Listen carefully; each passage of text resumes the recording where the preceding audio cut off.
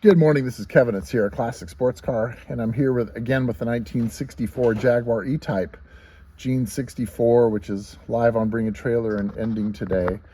We had a request from an interested party to do another start and run video, and this time from the engine bay, and I'm going to do that. So again, we'll make sure we are in neutral. Choke is on. Let's start this car.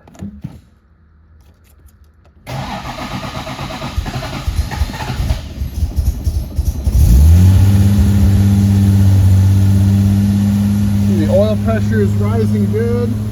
Temperature's cold. It's charging. You can let it warm up a minute.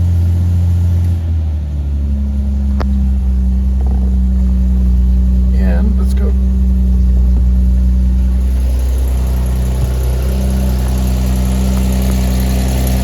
Still has a little bit of choke applied to it. Running good.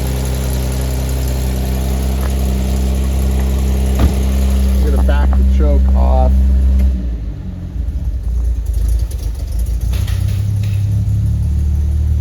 We'll walk around on this side.